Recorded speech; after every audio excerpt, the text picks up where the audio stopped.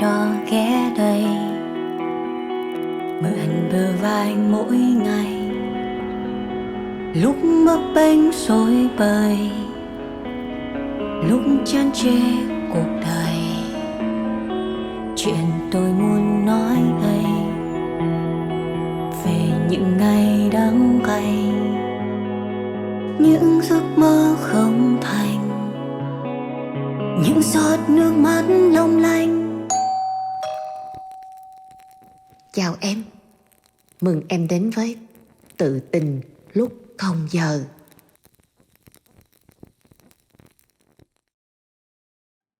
Bạn biết vì sao con ta có thể vẽ vòng tròn không? Bởi vì chân của nó xê dịch nhưng tâm bất biến. Còn bạn, vì sao bạn không thể vẹn tròn mộng tưởng? Bởi vì bạn tâm bất định, chân bất động. Đã lâu không gặp Luna. Dạ. Vô. Lâu rồi không gặp. Lần trước Luna nhớ không? Lúc đó là Luna nói là ước gì Luna được nói thêm 2-3 số nữa. Hồi trước em có nói gì hả? Đúng rồi. Em quên mất rồi. Đi đồ ngốc thật sự. Dạo này thì não của em nó có vẻ hoạt động nó hơi chập chờn một xíu. Cho nên là hôm nay Luna cũng cảm thấy rất là vui khi có thể gặp chị Trinh, để cho có thể chậm chậm dịu dàng lại kết nối với bản thân mình xíu. Còn hình như chị thấy là chúng ta nên cùng thêm một ly nữa. Đây. Ok, cheers. Thật chúc ra mừng thì... cho cái sự nhuận sắc của em lúc nào Ai cũng hả? xinh đẹp, và càng ngày gặp lại càng quyến rũ sexy hơn. Cảm ơn chị. Trộm biết. Bí quyết là cái gì vậy? Chỉ gì đây? bí quyết là hãy yêu thật là nhiều. Yêu mình hay yêu đời hay yêu người hay yêu hết tất cả mọi thứ, hãy yêu thật là nhiều. Thế thì lúc chúng ta sẽ luôn có nhiều tình yêu để có thể biết trước được là tiếp theo mình nên làm gì mà không có cần phải do dự. Mà thí dụ mình nói yêu nhiều có giống như ăn nhiều không? Ví dụ ăn nhiều mình sẽ mập, yêu nhiều thì có cái tác dụng phụ nào không? Luna nói rất là kỹ, đó là hãy yêu thật là nhiều, chứ Luna không có như chị Trinh Suối là hãy yêu thật là nhiều người, không có nha. Chúng ta vẫn có thể yêu một người mà yêu thật là nhiều thì có cũng gọi là yêu nhiều đó. Vậy hôm nay mình sẽ cùng với đại gia tình yêu, đó là Luna sẽ cùng nhau giải đáp những thắc mắc của các bạn liên quan đến tình yêu. Đây là những lá thư mà chị đã mở trước rồi, nhưng mà những lá thư này á, chị có cảm giác rằng là mọi người vẫn còn chưa có thoát ra được những cảm xúc của mình, nên khi mà chị đọc lại lá thư này chị nghĩ một mình chị giải quyết không được rồi, nên phải nhờ sự uyển chuyển thêm và một sự cái cởi mở người của cũng Luna. rất là ngu ngốc trên tình yêu. Để tới đây để giao lưu, mình sẽ học hỏi từ những cái ngu của lẫn nhau. Okay. Em khiêm tốn đó chứ, lần trước em đến đây á, những cái đoạn mà basket á là những đoạn mà mọi người chia sẻ lại từ những lời nói của Luna, khiến cho trái tim của nhiều người đã sáng rõ hơn, hoặc họ cảm thấy yêu họ hơn. Trộm vía, thường nó nói rất là hay, nhưng mà bản thân mình thì làm không có được. nhưng mà không, Luna cảm thấy cũng rất là vui, tại vì là Luna luôn thấy là vấn đề mà có thể được chia sẻ thì đó là vấn đề đã được bẻ ra làm đôi rồi. Cho nên chỉ cần gặp được cái người có thể hiểu, có thể trải qua đồng cảnh ngộ với mình thì mình cũng đã cảm thấy rất là an ủi. Đó, cái điều quan trọng là hiểu, đồng cảm và đồng cảnh ngộ. Hoặc là mình không có đồng cảnh ngộ, mình cũng giả bộ đặt cái chân của mình vào đôi giày của người ta để hiểu. Thế thì tốt quá. Đây, Trinh sẽ đọc cho mọi người nghe lá thư hôm nay.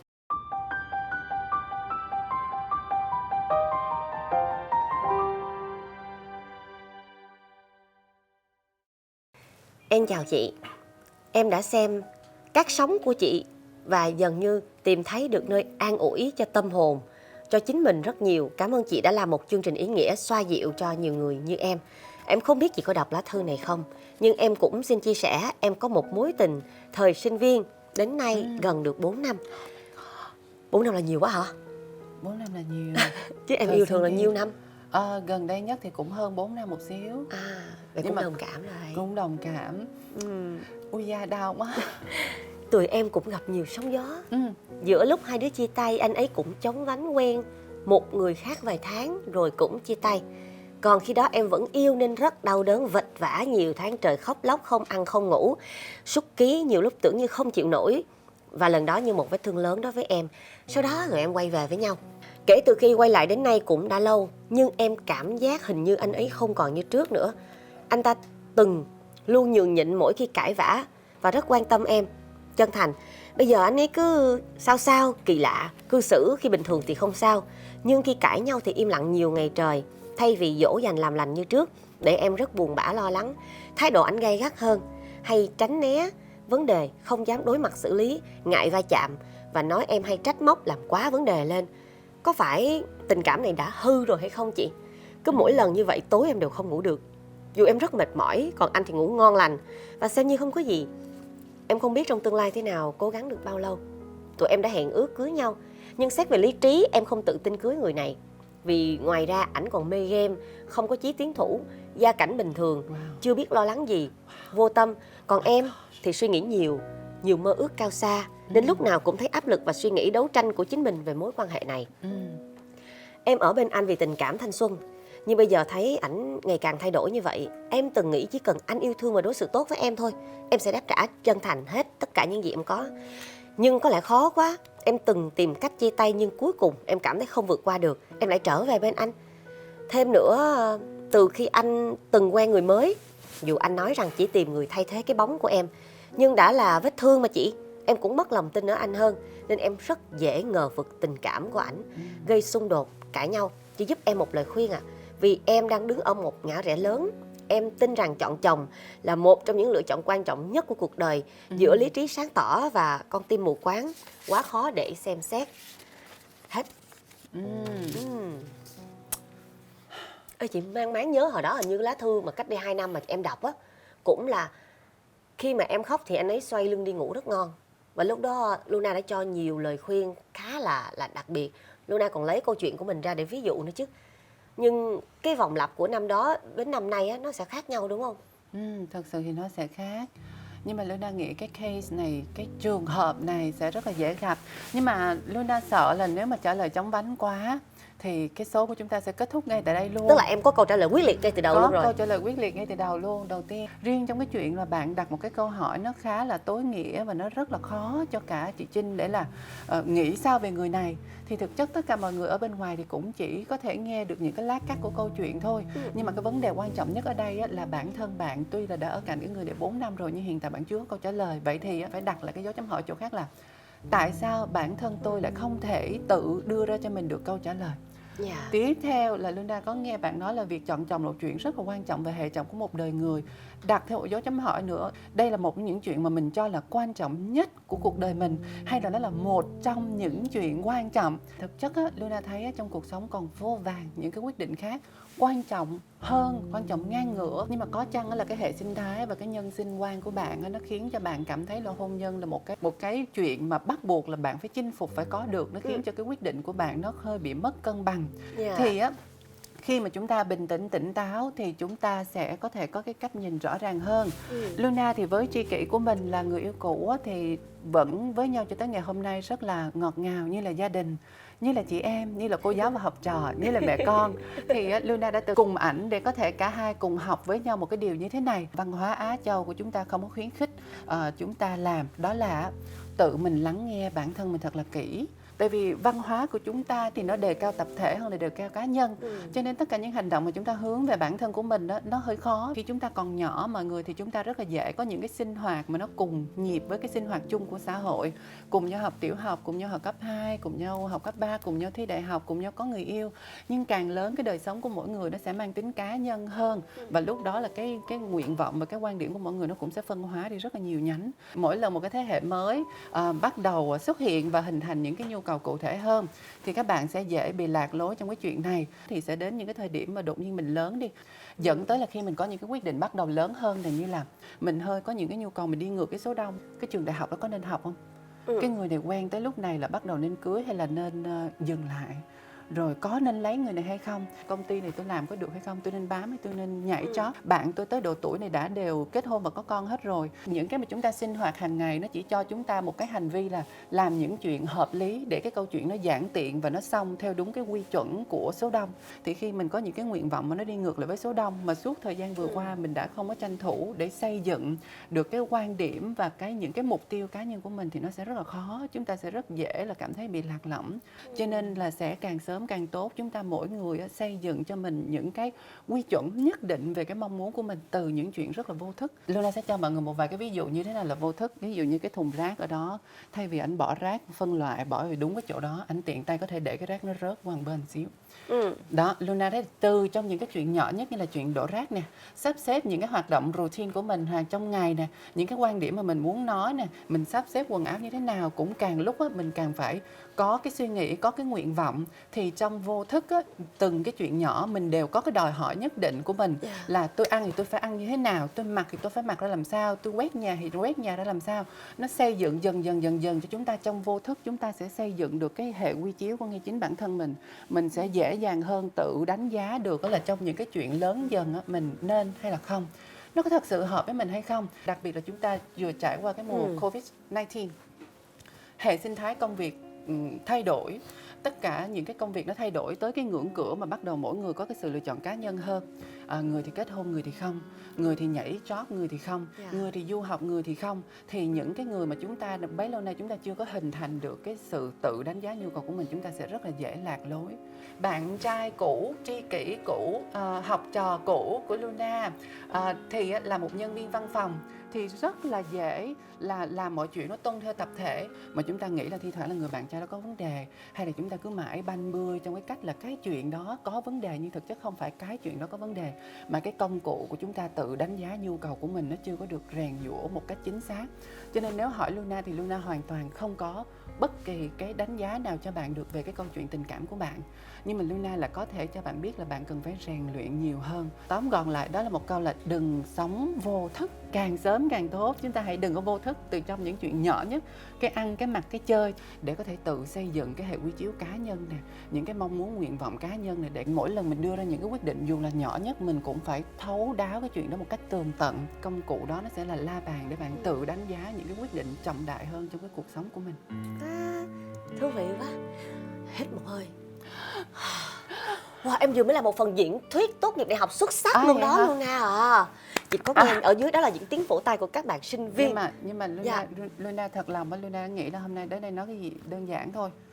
Và em nghĩ đó là đơn giản sao? Không phải, Luna đó là một nghĩ sự là đúc kết triết lý đó. Luna đã trải qua cái tình huống đó rồi. Tri kỷ của Luna cũng trải qua rồi, nhân viên của Luna, em út của Luna, tất cả mọi đứa trẻ đang học lớn cũng đã trải qua cái điều đó. Bản thân Luna cũng vậy. Cho nên Luna có hơi thao thức và hơi nói cái điều đó, mặc dù Luna biết là có thể là nó sẽ không có đồng quan điểm với nhiều người, nhưng mà ít nhất là đồng quan điểm với chị. Bởi vì lúc mà Luna nói về những cái điều dù là có hệ trọng, dù là có căng thẳng, dù là có bế tắc, như là chủ nhân lá thư đang đối mặt, Luna vẫn mang một cái tâm thế tỏa ra có gì đó hơi hài hước, có chút xíu vui vẻ, có một chút xíu bình thường thôi em, chuyện nhỏ đừng có hóa ra to, mình vẫn có thể giải quyết được, it's okay baby. Thì cái năng lượng đó, chị nghĩ nó là một loại năng lực. Tại vì người ta nói là vui vẻ là một tính cách, đúng không? Không, đó là năng lực, và năng lực của họ là khiến cho mình vui vẻ dù cho tình huống chả vui gì cả. Còn mạnh mẽ cũng là một cái loại năng lực mà mình phải luyện tập mỗi ngày. Thì cô gái ở đây chị nghĩ là đang thiếu mạnh mẽ. Bởi vì nếu mà bạn đủ mạnh mẽ thì bạn sẽ thấy được cái vai xã hội của bạn. Giống như Luna khi mà kể ra là cái bạn ấy đã từng là người em rất là yêu, vừa là người yêu cũ, vừa là một đứa em, vừa là học trò, vừa là tri kỷ. Vậy đồng thời Luna đã đóng 4 vai khác nhau. Là vai đã từng là một người yêu thương hết lòng, đã từng là một cô giáo, đã từng là một người bạn đồng tri kỷ, và đã từng là một ai đó hướng dẫn cho bạn trên đường đời. Tới ngày hôm nay, ngày Nhà giáo Việt Nam, Luna vẫn nhận được hoa của tri kỷ.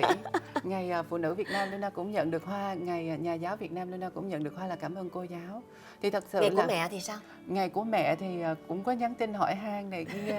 nhưng mà thực chất người thân là như thế. Còn bây giờ thì nói về cái chuyện là chúng ta nói điều này để có cái đánh giá chính xác, mà chúng ta sẽ không có bị phản diện hóa bất kỳ một ai hết. Ví dụ như một cô gái thì sẽ nói là tại sao đàn ông như thế này thế kia, nhưng mà thực chất Luna thấy là con người với con người không có ai sở hữu ai cả. Chúng ta sinh ra là đơn độc này, chúng ta mất đi cũng đơn độc luôn. Những cái mà chúng ta có trong cái hành trình đó là một món quà. Thì là thật sự thì đã là người thân rồi, không đi chung được với nhau, nhưng mà nếu thấy cái người đó ổn mình cũng vui.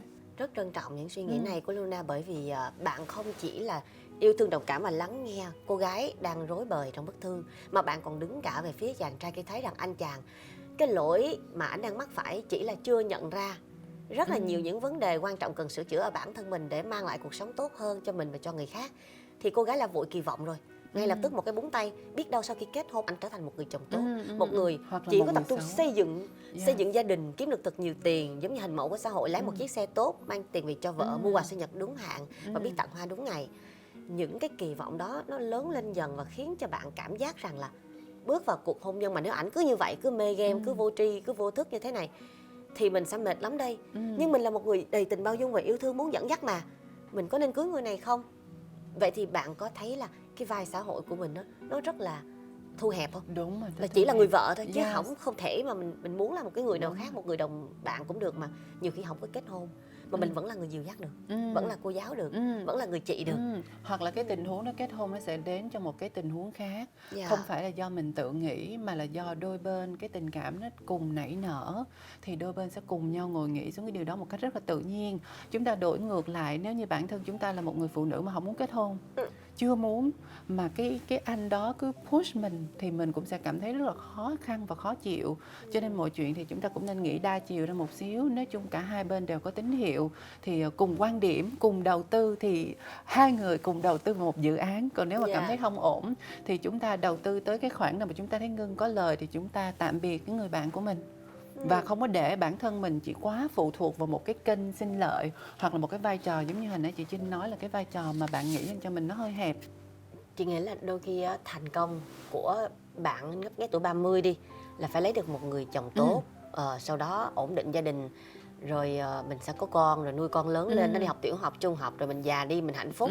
Giống như trong những bộ phim hoạt hình á, nó là một cái cuốn phim tua ra những giai đoạn nó khá là khuôn mẫu. Bản thân Trinh đi, đôi khi á cái thành công của Trinh là nướng một ổ bánh mì Việt Nam mà không bị khét. Trước bây giờ mình thành công ở bông lan cả, hoặc là đánh một cái nền không bị chảy. Tại vì mình chưa bao giờ biết làm sao để đánh được một cái nền đẹp mà không nhờ máy cất cả. Vậy thì mỗi cái thành công của mỗi người á, nó có một cái giá trị khác nhau. Bạn có chắc chắn là bạn muốn cuộc hôn nhân không?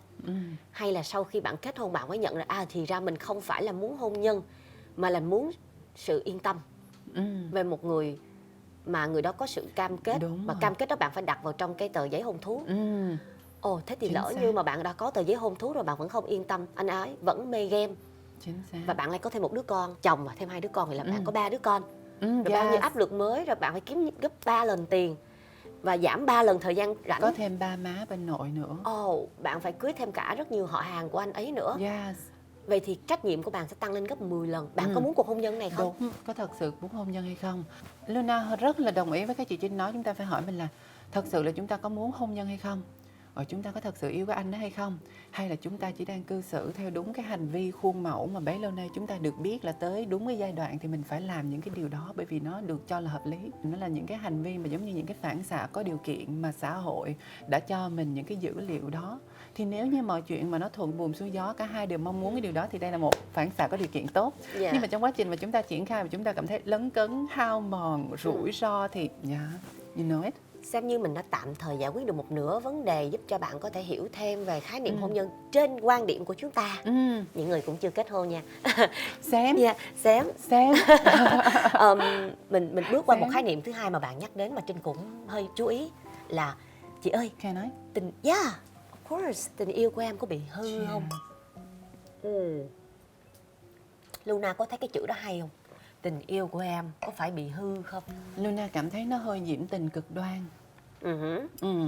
Chứ mình phải dùng từ gì thì nó sẽ nhẹ nhàng hơn và nó đúng hơn. Thật lòng mà nói thì Luna có một cái điều, Luna chưa bao giờ cô động cái tình yêu của mình lại là nó nên như thế nào. Luna cũng chưa bao giờ cô động là cái mẫu người mà mình thích nó nên như thế nào. Cho nên là Luna cũng rất là cảm thấy cái chuyện mà chúng ta cố tình đúc kết một cái điều gì quá vội, đặc biệt là trong cái chuyện tình cảm, thì nó sẽ khiến cho cái mình hạn hẹp cái sự lựa chọn và cái cách nhìn nhận của mình. Thi thoảng nha, cô bé ơi, một ngày tệ thôi không có nghĩa là cuộc sống của chúng ta đang tệ đâu. Và quá vội vã để nói là cái tình yêu của mình nó có bị hư hay không thì nó hơi vội một xíu. Nó cảm thấy hơi vội, hơi nhiễm tình cực đoan. Giống như bây giờ tự nhiên Trinh đánh Luna một cái bóp. Chứ chị nói là chị là một cô gái hư, tự nhiên ngồi đánh em. Trinh vai em có con mũi, chị muốn giúp em mà. Đó thì mình cũng không thể quy chụp vội hành động. Thực chất thì chị có thể nhắc em.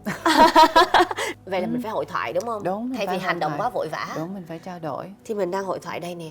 Bạn ấy nói vậy, bạn ấy cái tình yêu hồi đó bạn ấy có mấy năm á, nó rất là đẹp nha, nhường nhịn nha, yêu thương nhau, dỗ dành nhau nha, hiểu cho nhau và nói chuyện nữa. Cái đó nó vốn dĩ là đã phải đứt, nhưng sau khi nối lại dường như nó cũng chật vuột lắm, nó không có ổn lắm, thì bạn tạm gọi là cái từ hư. Hư ở đây là hư hỏng, có cái gì đó nó nứt và nó đứt đoạn thì cũng có lý đó chứ. Nhưng mà Luna lại nghĩ như thế này, chia tay 3 ngày xong quay lại thì còn hợp lý. Còn chia tay xong ở cạnh một ai đó một thời gian xong nó vẫn quay lại, xét về mặt logic á, thì chưa có đủ thời gian và thời lượng để đôi bên có thể nhận ra một cái điều gì đó.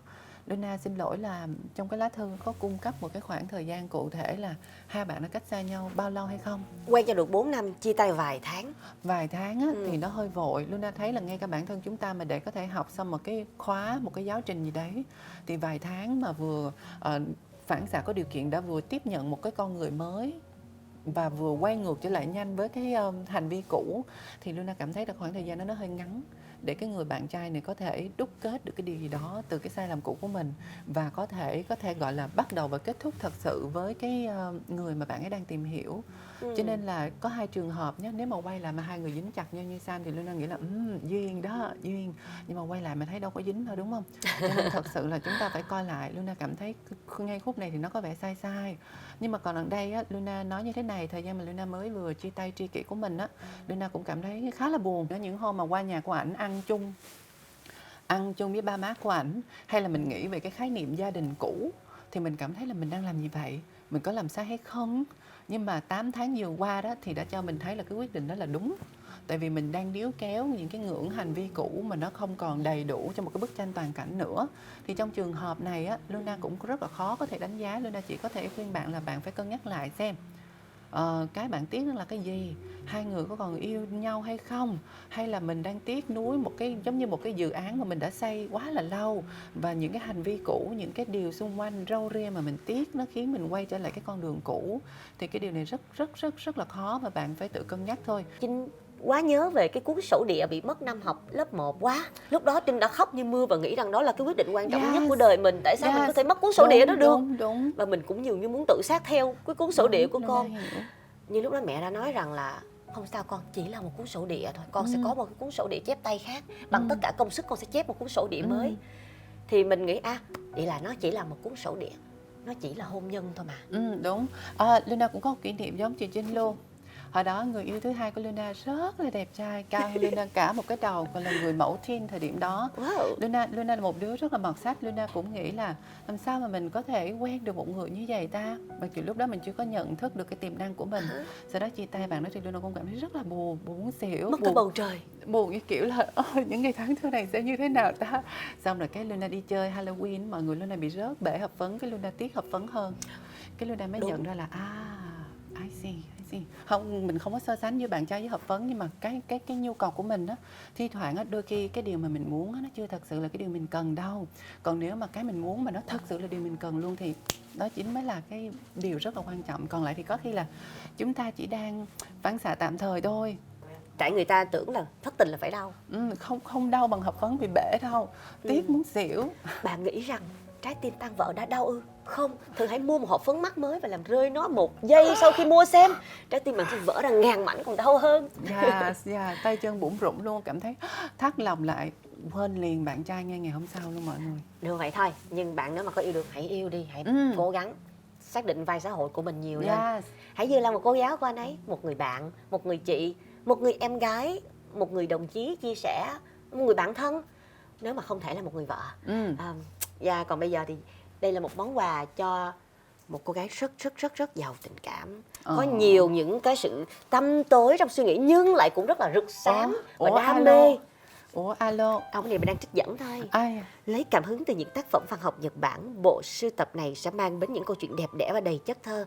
Thí dụ như là Cô vườn mùa hạ hay là Gối đầu lên cỏ. Còn đây là Rừng Na Uy của Haruki Murakami. Rừng Na Uy. Dạ. Luna đã đọc Rừng Na Uy chưa? Em chưa đọc câu chuyện này. Nhưng em nghe nói rồi đúng không? Em nghe nói. Khi mà bước vào cái góc nhìn của Watanabe mới thấy bạn ấy còn yếu đuối, dễ rung động và dễ đau lòng và khép kín và sống hướng nội hơn cả bất kỳ cô gái nào có thể gặp. Ngược lại thì nhân vật Midori là người yêu sau của bạn ấy lại rất là giống Luna, rực sáng, thông minh, rất là năng động, cuốn hút, gợi cảm và táo bạo. Ừ.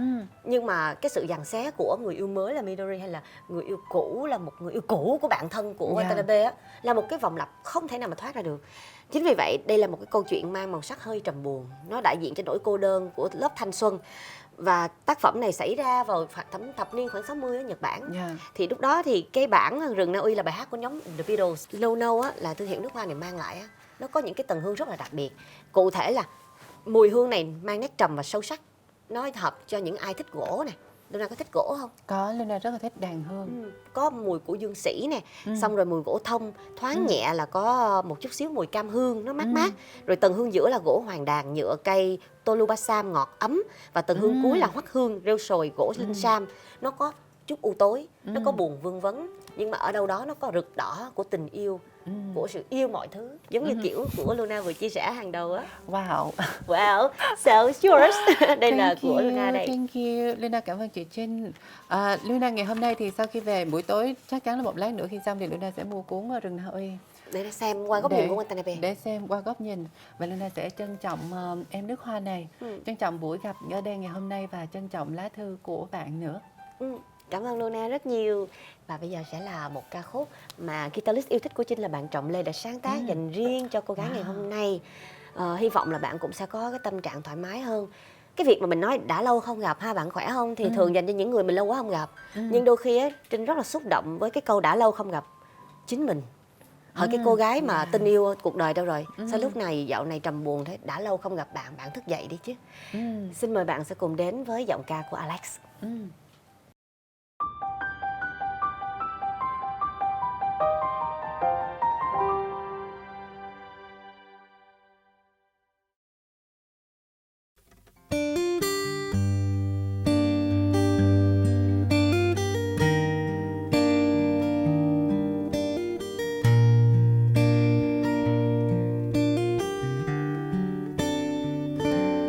Không gặp người đã lâu, chưa chào hỏi mấy câu đã đi thật mau, cho con tim thêm đau lòng. Tình đầu từ lâu nay khác sâu, hai người hai lối riêng, chia đường không có duyên, đi cùng nhau cho con tim thêm đau lòng. Cùng dừng ở nơi không có hai người, người ta đi chung trên con đường đầy hoa. Anh nói anh phải đi xa, mình kết thúc ở đây thôi, đừng nhung nhớ anh từng đến. Ngày mai lỡ như có chung chuyến xe, chúng ta thấy nhau, có ngỡ câu chào như mới hôm nào tình còn dang dở. Cho tới bây giờ chỉ còn khát mơ, rồi ai cũng mau lớn lên, cũng yêu cũng đau với ai không phải tình đâu. Nước mắt chưa lâu nhưng phải cố giấu, khi thấy nhau xong kỷ niệm chưa khóc.